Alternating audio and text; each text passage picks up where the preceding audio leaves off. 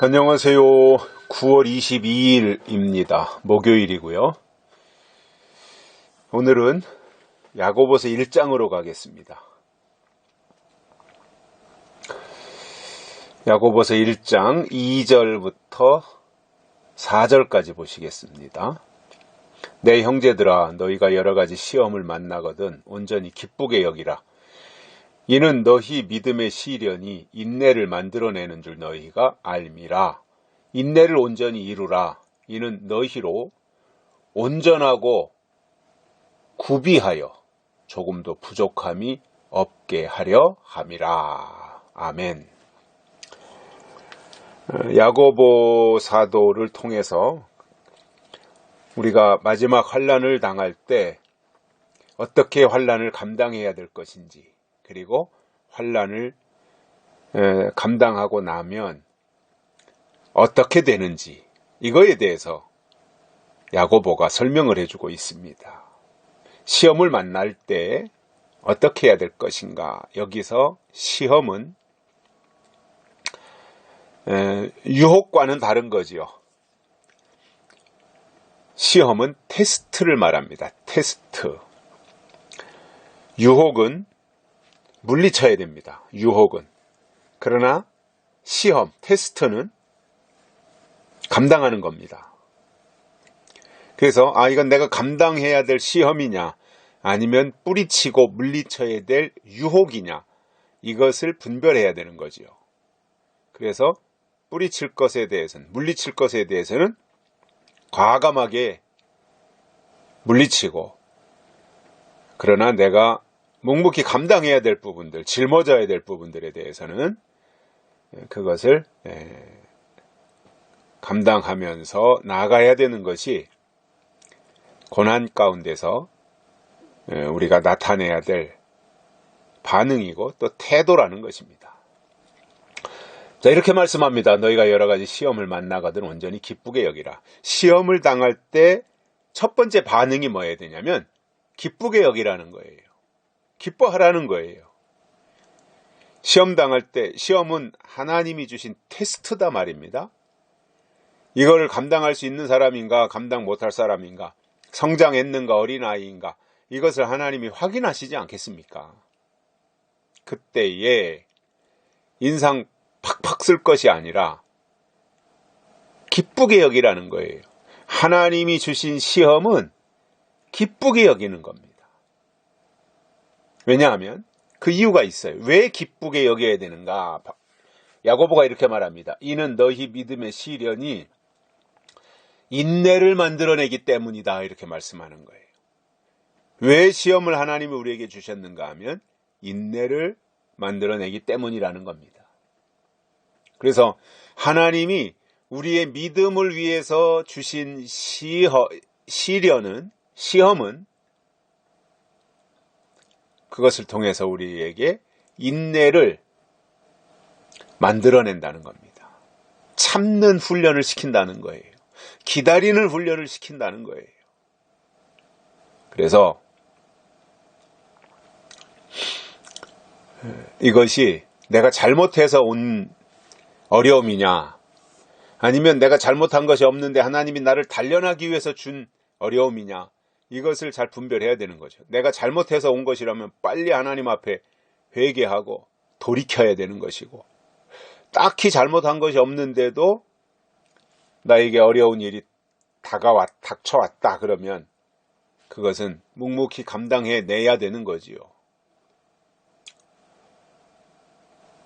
그래서 믿음으로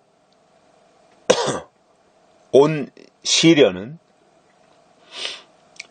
잘 감당해내면 그것으로 우리 안에 인내가 만들어진다는 것입니다. 참는 훈련이 우리에게 더 좋은 것으로 채워주신다는 거지요. 그래서 왜 우리가 인내해야 되느냐 하면 야고보가 이렇게 말씀합니다. 인내를 온전히 이루라. 이는 너희로 온전하고 구비하여 조금도 부족함이 없게 하려 함이라. 어찌 보면 하나님이 우리의 믿음을 시련하시는 이유가 여기에 있습니다. 온전하고 구비하여 조금도 부족함이 없게 만들기 위하여 하나님이 시련을 주신다 이겁니다. 시험하신다 이 말입니다. 그러니 시험 때문에 불평할 이유가 없잖아요. 원망할 이유가 없잖아요. 왜냐하면 온전하고 구비하여 조금도 부족함이 없도록 만들기 위하여 하나님이 우리를 믿음으로 시련을 주신다 이 말입니다. 근데 하나님이 시련하고 시험하려고 와서 몇 가지 딱 테스트를 해보니까 방방 뜨고 징징거리고 울고 불고 난리 나고 불평하고 원망하고 전혀 상반된 그러한 태도와 반응을 보인다면 하나님이 깜짝 놀라시지 않겠어요? 아, 이것밖에 안 됐어? 아니, 나는 좀 더 성장했을 줄 알았더니 이 정도밖에 안 됐어? 하고 하나님이 실망하실 거 아니에요.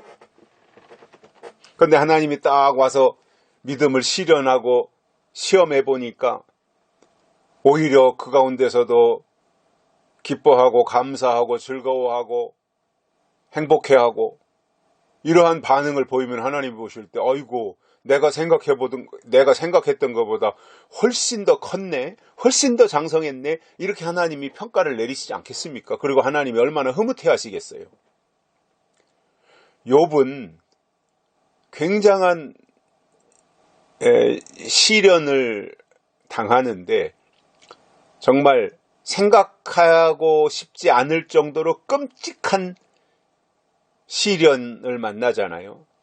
재산이 다 없어지고 종들도 다 죽고 없어지고 자식들도 10남매나 되는 자식이 다 죽고 세상에 이런 저주가 어디 있습니까, 세상에.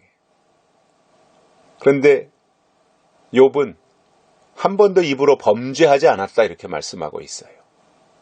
하나님이 그걸 보시는 거지요. 그리고 하나님이 확인해서 내가 생각했던 것보다 더 성장했구나. 그러면 하나님이 믿고 그에게 일을 맡기시지만 어린애 정도의 수준을 보이면 절대로 하나님이 그에게 중요한 일을 맡기지 않습니다. 주여 나를 쓰시옵소서 한다고 하나님이 쓰시는 것이 아니라 시련을 주시고 시험을 해서 확인한 후에 하나님의 마음에 들어야 그때 하나님이 드디어 그를 데려다가 쓰신다는 거예요. 그래서 하나님의 기준에 맞아야 됩니다. 우리가 지금 믿음 생활하는 것은 성경을 통해서 우리 자신을 깎고 다듬어서 하나님의 규격에 맞추는 거예요. 법궤라고 하는 것은 하나님의 규격대로 만들어진 것이 법궤입니다. 방주도 하나님의 규격대로 만든 것이 방주입니다. 오늘 이 시대에 우리의 믿음이 뭐예요? 하나님의 규격대로 만들어져야 되는 거예요. 그 일을 위하여 시련을 통해서, 시험을 통해서 우리를 깎고 다듬고 계시다라고 한다면 우리는 기뻐할 수 있고 감사할 수 있고 즐거워할 수 있으며 행복해할 수 있지 않겠는가. 시련 가운데서도요. 그것을 하나님이 보고 계시다는 것입니다. 여기까지 하겠습니다. 감사합니다.